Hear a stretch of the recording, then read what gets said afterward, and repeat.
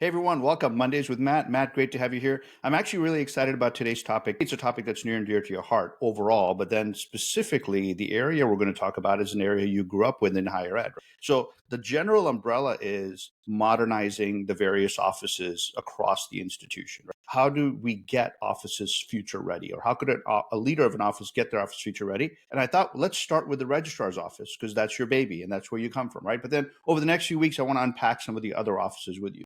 So, with modernization, getting future ready, figuring out ways to improve the student and staff experience in mind, what should a registrar be thinking about? And maybe set the table first of the registrar's office for those who don't know, and then we get into some of your practical tips. Yeah, no, and this touches home. I managed a registrar's office, but even before I managed that, I was one of the folks that were in it. And before that, I was one of the students impacted by it. So I come from that lens whenever I'm thinking about the registrar's office. And if I were to go to most campuses today, they do a little bit more digitized version of what I did manually in the 80s, right? So let's just think about, in order to really become future ready, you first have to identify what is it that you're really tasked to do. And the registrar's office is really about making sure there is academic and record integrity, meaning that's the first thing that the registrar's office has to do, is to maintain and be the custodian of the integrity of the records that are managed at an institution. So that's the first one. And that's important for students for their own purpose of having their academic records kept. It is important for employers to validate who is there. So validation is a really important part of the registrar's office, is verifying the data that's there. And then the enrollment process, right? The way that a student gets into the set of offerings that are being hosted, all the things that we do the registration for, has to be managed. And it has to be managed in a consistent way, so the registrar's office kind of manages it, because the departments have their own respective offerings, but the students themselves have to go through one central area, and that's the registrar's office. So the enrollment process, and that's where we see a lot of focus. But then the other one I think that a lot of people don't recognize is that there's a lot of dependencies on what the registrar's office does in terms of keeping their records, that it allows for financial aid to package financial aid a certain way, because the number of hours, the number of courses, the satisfactory academic progress has grades associated to it. So there is this importance of these cross-functional areas. Student financials, of course, has what courses they're taking, what level. So that it's all these data, right? And then we have to interact with admissions and bring the students from being a prospect into becoming a student. And that's that matriculation process. So when you think about the future of, and it's ironic because when I was a registrar's office, I used to get my hand slapped all the time when I would be like, hey, why don't we do this? Or why don't we do that? And my supervisors would kind of look down on me because they would be like, well, Matt, we are the registrar's office. We are responsible for the integrity of records. So we don't want to change the way we're doing it. It's been proven for years. Right. Which in one sense makes a lot of sense why they would say that, right? Let's not mess with it. It's a proven formula, so to speak. Yeah. And it's ironic, 30 years later, I've been changing registrar's offices to be more effective, more responsive, and I think there is this opportunity that I don't think that I had when I was there. I mean, my suggestions were, let's use a fax, let's use email. I was just saying, hey, these new things coming in, why do we need to send a student walking across campus to get a signature when I could probably get on a phone call? And I mean, I was just doing basic stuff. I was trying to improve the student experience more so than anything else, because you know what? A year before that or 2 years before that, it was me standing in front of somebody. Right. And I knew what it meant to walk across University Hall and find that. And so there's this opportunity now with the technologies that we have, and there's this opportunity in higher ed, especially in the registrar's office, to reimagine what that is. So let's talk about how. Let's say I am the registrar of a school. What are some steps you would recommend I take? I round up my people and say, okay, it's time for us to get to the next level. What would be some steps they could take? What are some things they could be thinking about? The first thing that I would say is there is this concept of the frictions that your office has and to recognize what those frictions are in a student's journey through your office. Whether it's policy, procedure, people issue that we may have, a structure and system, have to kind of look through our friction point through those lenses of like, do we really need the policy to do that anymore? Do I need to get a signature that way? Do I need consent to get these students into a course? Like, you almost have to stop and pause and say, why does that policy still exist if I could do something more effectively? Like my example of, hey, why am I sending a student all the way to financial aid to get a signature because they were withdrawing, where I could easily make a phone call? I mean, this is the old days of making a phone call.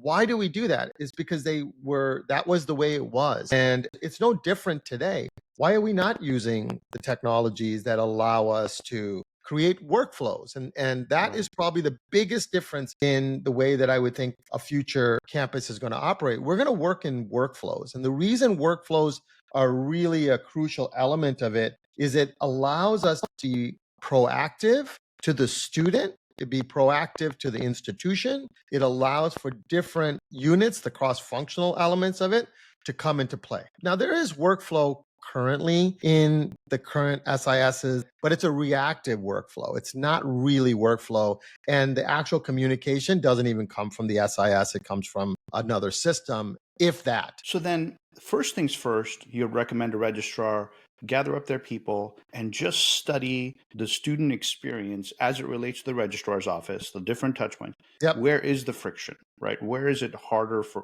both students and staff? It'd be good to look at both perspectives. Where's staff having to jump through too many hoops? Where's student having to jump through too many hoops?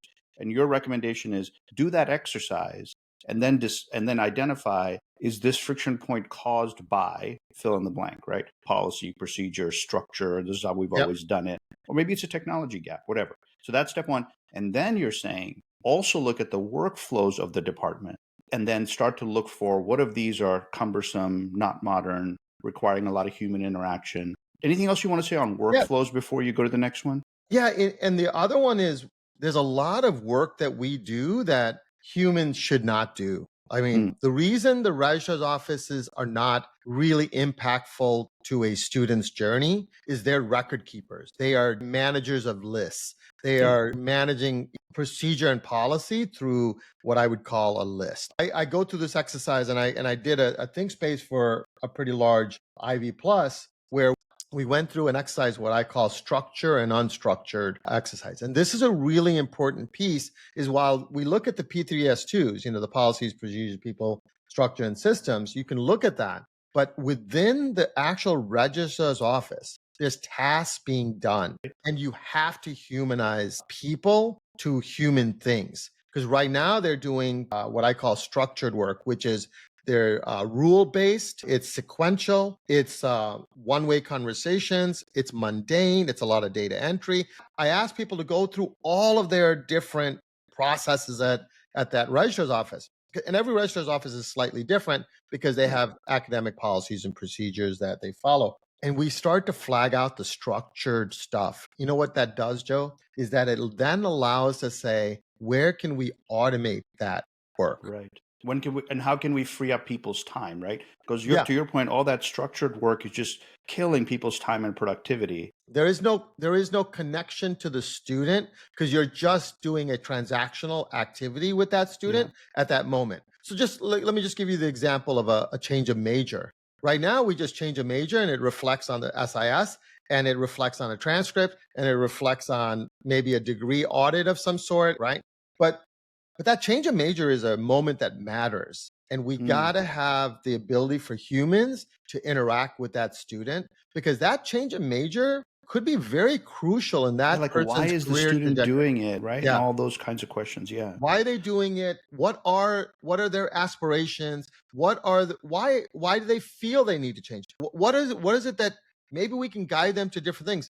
Well, in the registrar's office, you can do that, but you can't do it if you're focused on structured stuff. Right. So you have to think about the unstructured stuff, the critical thinking, critical reasoning, the empathy, the ability to sit with students and guide them through that process.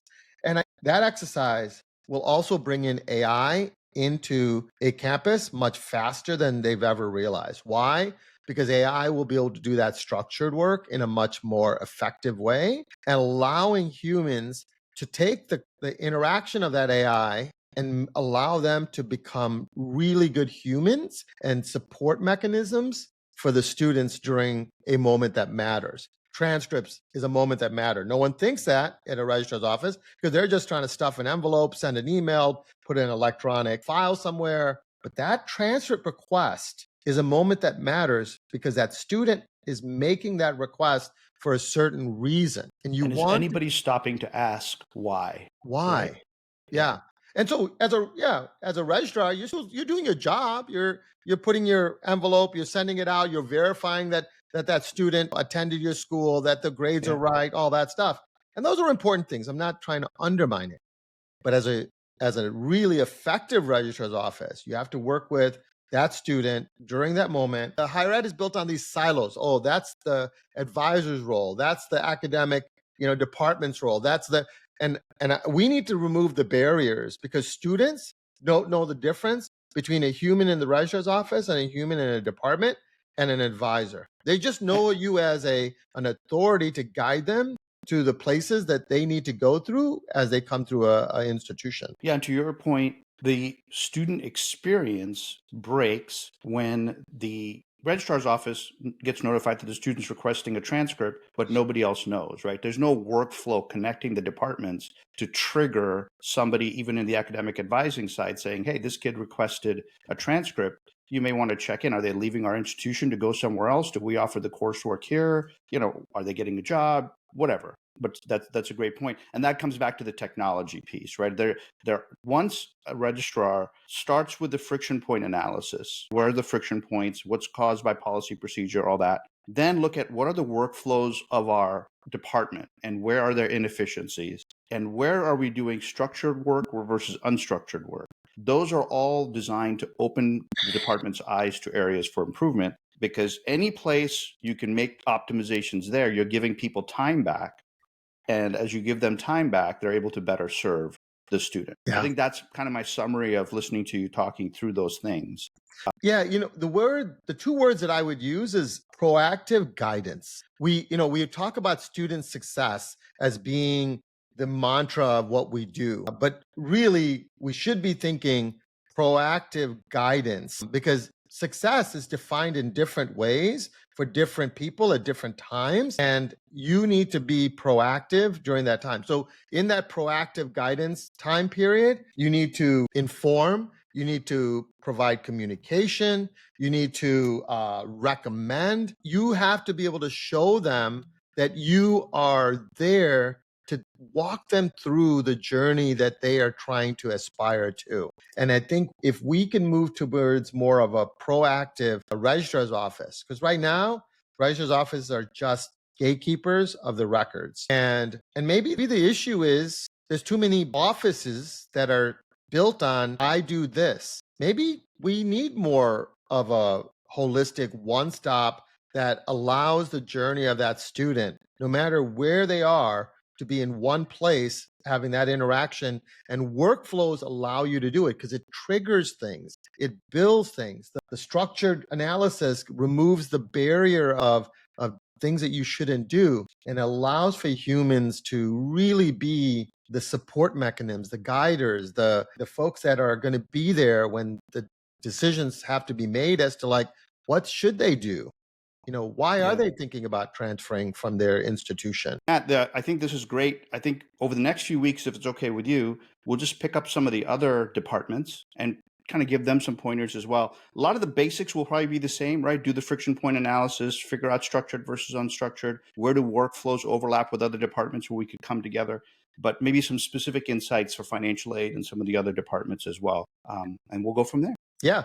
And with those departments, just as understanding what their outcomes should be in a future ready campus. What are the things that they need to continue to do, but what are the things that they probably can do to improve that journey as we move forward? And as we think about all of that, when we're at EDUCAUSE, it'd be great to speak with registrars that are thinking about this, or financial aid directors, or admissions officers, or Bursars, like the opportunity is now to do some of these things. And I think it's going to be a really good time. So I'm hoping it for the folks that are coming to EDUCAUSE, come and join us and visit us at our booth. Or if you Have a see us, conversation, right? yeah, if you see us walking around the conference, pull us aside and, let's have a cup of coffee or something like that. Thanks so much. We'll see you all next week at EDUCAUSE.